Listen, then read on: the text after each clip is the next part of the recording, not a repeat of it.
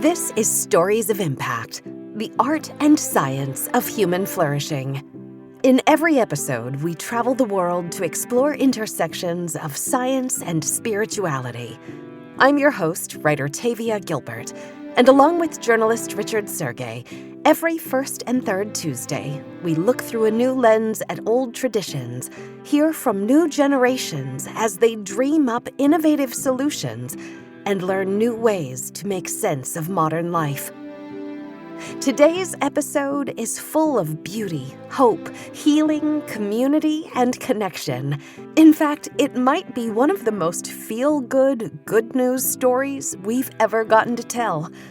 Here's an inspiring place to begin. The great developmental psychologist Yuri Bronfenbrenner once said, every child needs at least one adult in their life who cares irrationally for them, no matter what. It doesn't mean they approve everything the child does, but they're always on the kid's side.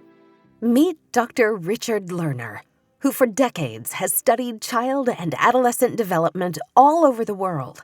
He's the director of the Institute for Applied Research and Youth Development, professor in the Elliott Pearson Department of Child Study and Human Development, and Bergstrom Chair in Applied Developmental Science, all at Tufts University. And like many great teachers, he can tell you to look for people who care about kids like that in school. In fact, in one school in particular, a place called Thanda. Thanda is full of people who have that indefatigable commitment to loving each child, to showing each child that they're known and loved, that they matter, that who they are as a person matters. And that's tremendously transformative in a young person's life. Along with Dr. Lerner, Dr. Elizabeth Dowling is studying Thanda, a school in rural South Africa run by some of the perhaps most irrationally caring educators on the planet. Dr. Dowling, who you might remember from an earlier episode with Rwandan peacemaker Freddie Matongwa, is Tufts University Deputy Director of the Institute for Applied Research and Youth Development. Dr. Dowling and Dr. Lerner have been immersed in a several-year collaborative study with educators at Thanda, one of the most thriving and successful schools they've ever encountered. What Thanda does differently starts with its environment, says Dr. Dowling. They've created a place that is just visually appealing to kids. So they have these buildings that are all environmentally sustainable. One building is a green building, the next one's purple, and the next one's orange. And they have book characters that are painted inside of these buildings. They're places that attract kids, where kids want to come and feel safe. A full library with some of the best kids' books you've ever seen are in this place. And they have musicians and dancers who come in. They have a gardening program for the kids. They have health experts who come and talk to their teenagers. They realized that a lot of the boys in the community, they weren't sure about it. They created a skateboarding park. So to get into Thanda, you have to walk over the skateboarding park where there's 15 to 20 kids just skateboarding past you at all times. So it's like you're welcomed in right away to joyousness and movement. The visualness and the joy and the sounds that come out of Thanda is different than almost any youth program I've ever been in. So it really is a comprehensive program, and it is a joyful place. South Africa has a history of successes, including dismantling its apartheid system, sustaining its democracy and its progressive constitution, and offering increasing economic freedom to women. But it suffers from persistent inequality, poverty, unemployment, and historical violence. Despite operating within such a complex and fraught culture and history, though, Dr. Lerner says Thanda is thriving because its educators are successful in transforming the lives of young people who were so beset with challenges emotionally, physically, and socioeconomically. How does Thanda accomplish this? From my first acquaintance, what surprised me the most was the passion that surrounded everything they did. There's just a sense of love in the place. Love permeates the place. They love doing their work. They love the children, and the children love them back. To see how different it was from any other program I had encountered by that enthusiasm for loving and knowing every child. I describe it as in the wholeness of their individuality. They know the kid, they love the kid. The kid is given the sense that I mean something to people, and that's a great gift. Thanda's mission isn't just to teach children, but to serve rural South African households and neighborhoods, and to engage with community members from infants through elderly adults. When he and Dr. Dowling began to study Thanda, Dr. Lerner says that he found Thanda educators uniquely offered unconditional support, holistic support, continuous support, a engagement with the family and the community to create continuity between what was going on in Thanda and what was happening in their homes and neighborhoods. That was unique to me, to be so positive, so enthusiastic, so committed. Thanda is exemplary, Dr. Dowling says, so she partnered with Dr. Lerner in order to explore a somewhat unusual question. What goes right in the lives of the world's most vulnerable kids who are growing up in the most challenging of circumstances? Thanda is the Zulu word for love, says Dr. Dowling. And I love that these researchers have teamed up to study not what goes wrong, but what goes right in a school focused on healthy youth development. To understand where Thanda goes right, we have to start with its school mission, which is to promote thriving and flourishing in young people by instilling in them character virtues such as generosity, gratitude, and love. Thanda uniquely offers a curriculum designed around such character virtues, because it's those virtues that will help its students and its multi-generational community thrive, says Dr. Lerner. The tagline for our lab is we want to discover what goes right in the lives of young people. And Thanda was a place of joy and hope in really one of the poorest and most marginalized places, even within South Africa. It was like an oasis in a desert. And I just had traveled the world looking at programs all over the majority world. And I had not encountered a place that was so enthusiastic about their mission and passion for really transforming lives in this positive way. I've seen extraordinary poverty, but whereas I'd always seen people who were dedicated to changing the lives of the kids in those conditions, I had never seen such thorough positivity, such a can-do attitude, such hopefulness, and such genuine humility on the part of the practitioners to learn from the community and empower them through that learning. Such character virtues are key to Thanda's beliefs about what comprises a flourishing, thriving young person. A moral human being is a person who contributes to self by contributing to others. Think of the African proverb Ubuntu. I am because you are is one way of translating that. That mutually beneficial, mutually positive relationship, dynamic that is mutually affecting one another, relation between self and other. That is why character is essential for personal and societal well-being. When people function in a way that is with and for others, that serves not the egotistic self, but a self in community, that is the ingredient for human thriving. It's the story of our biological evolution as well. We couldn't have survived because we don't have sharp teeth and claws. We couldn't have survived as a species. We're born not able to stand up and walk right away. We're the slowest developing of all mammalian species. So we always needed those developmentally nurturant relationships across time and place to survive as a species and to flourish as individuals. And character gives you that beacon to exist with and for others in mutually beneficial ways. So it's the secret sauce, if you will, of flourishing. Thanda has embraced character as central to its focus not just on academic achievement, but in the achievement of Thanda's kids becoming healthy and whole adults.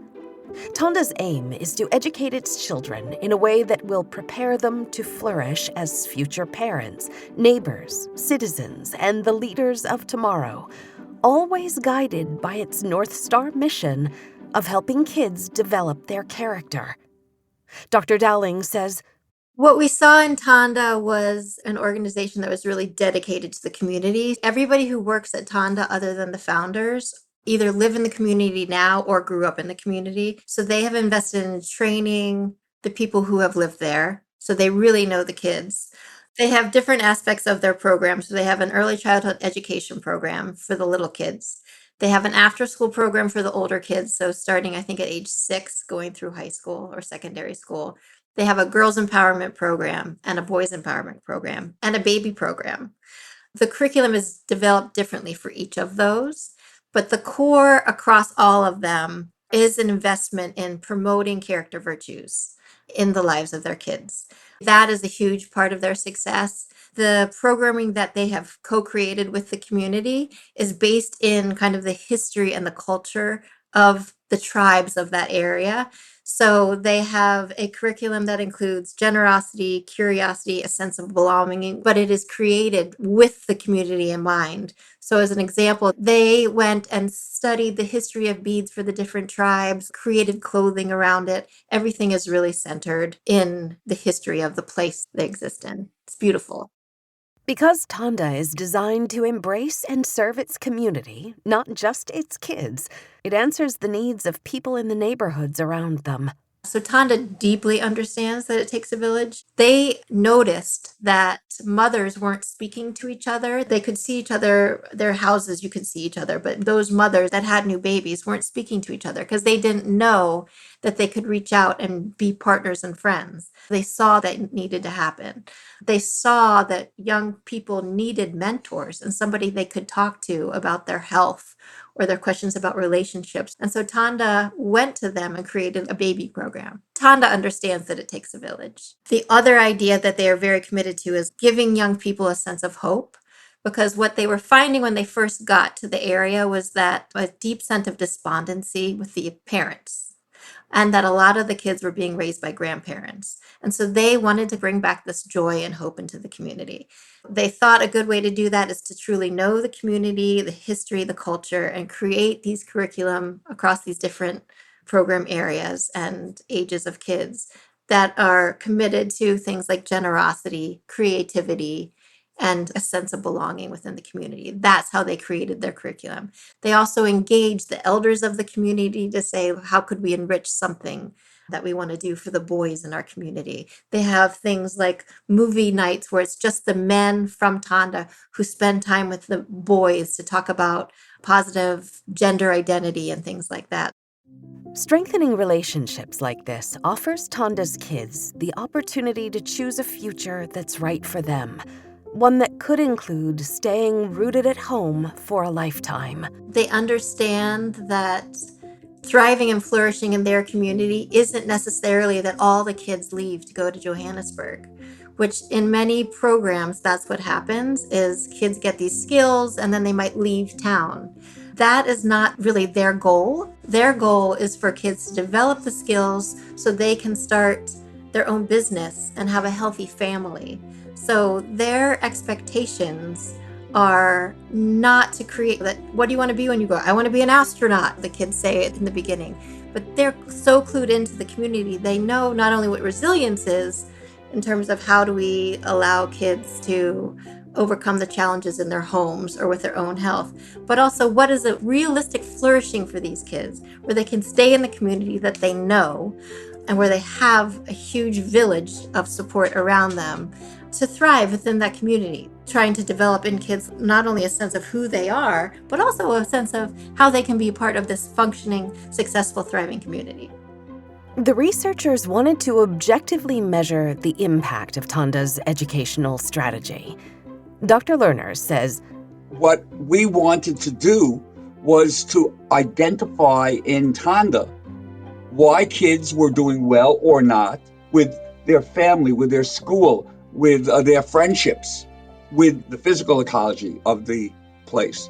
What we could do to align everything in that kid's life in ways that would put them on a positive pathway.